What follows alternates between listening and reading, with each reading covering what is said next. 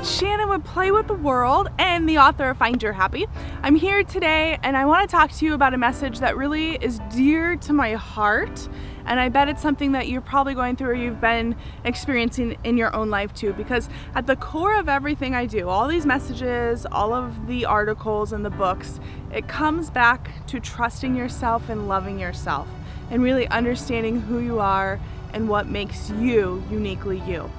And in my own journey, it has been such a struggle to really accept myself.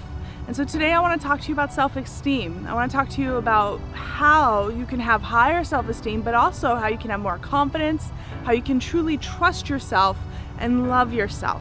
Let's talk about it for a moment, because the idea of self-esteem and self-love gets kind of a bad rap. It's like, well, what is that really?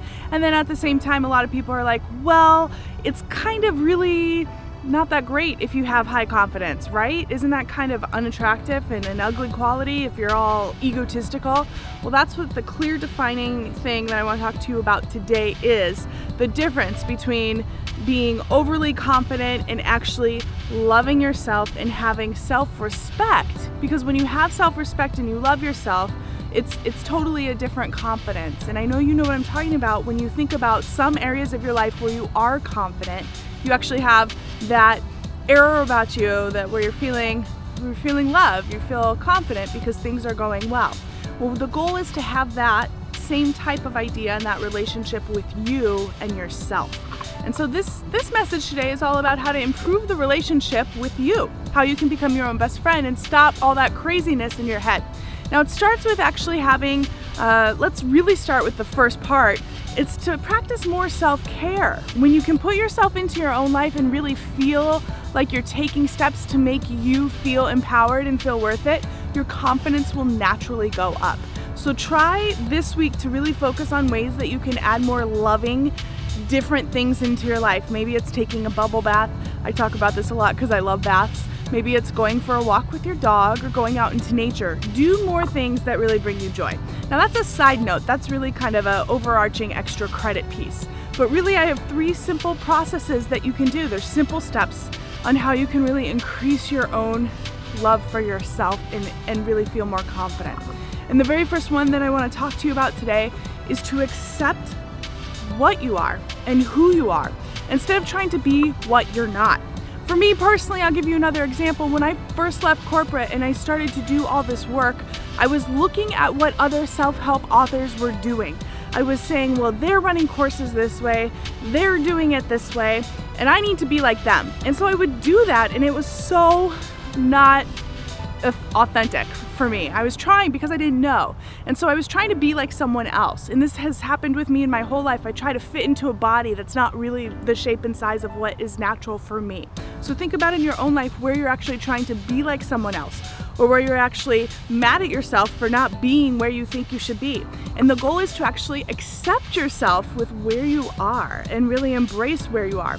Once I did that, once I realized that I'm an adventure girl, I need to be out in nature with trees and a GoPro camera talking to you guys instead of sitting in a studio with like perfectly done hair and stuff. That's just not me.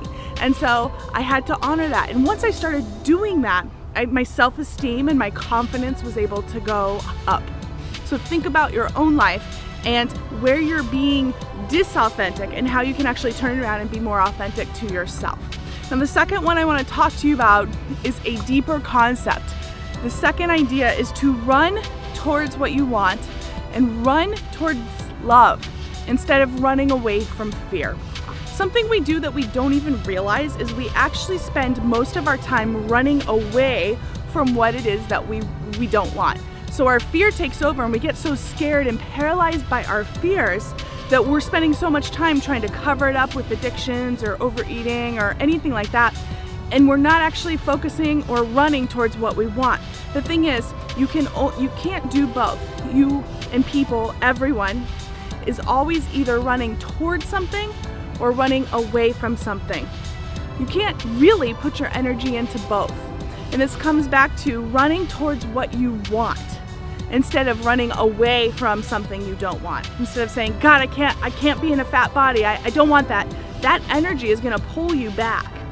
So whatever it is that you're really wanting to raise your confidence in your own life, whether it's your body image, your acceptance of self, or a specific relationship, you want to focus on running toward love. What does this mean? This means putting more loving action into each and everything. Again, it comes back to self-approval by being there for yourself. You get more confidence the more action you take.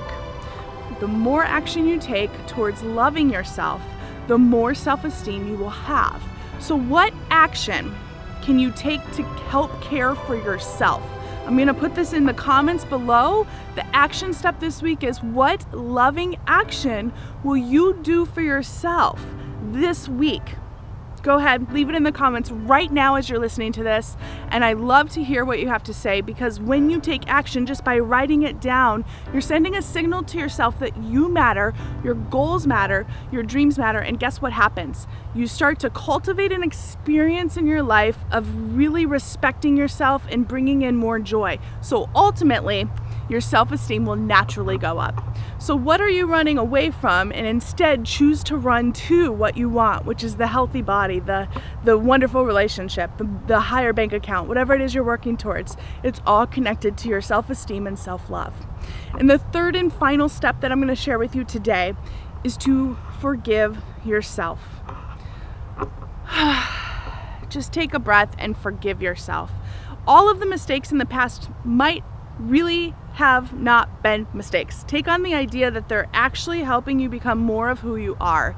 For me in my own journey, it wasn't until I really started to forgive myself did things transform. And what am I talking about? I'm talking about forgiving myself for gaining so much weight, forgiving myself for the relationships that weren't right for me, forgiving myself for going into a career that actually was the best thing for me.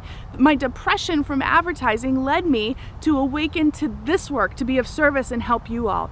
And so that's really the blessing. You want to look at what the blessing is in those things and situations. So one thing you can do this week is write down all of the mistakes you feel you have that are keeping you from feeling self-worth and self-acceptance.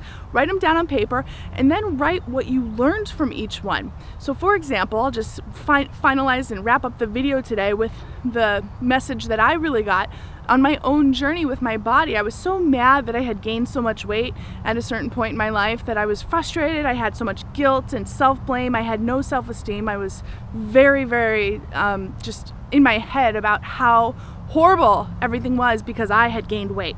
And it wasn't until I said, well, what am I really learning from this? And what I recognized is gaining weight and feeling like not having self-love was actually the best thing for me in my life. It was the biggest miracle of all, because through that process of not loving myself, I learned how to love myself. And through that process, I learned what is most important to me, which is what's on the inside.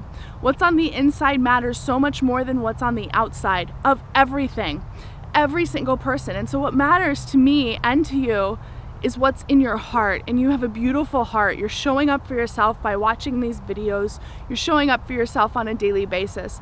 And so what does that mean? That means let go of how your life should look or how you should look, and recognize that what matters most is your heart and on the inside. So choose love, choose compassion, and your self-esteem will naturally go up. I hope you guys had a wonderful time today with this message, and have an awesome time playing with the world this week. I'll talk to you guys all soon. Bye.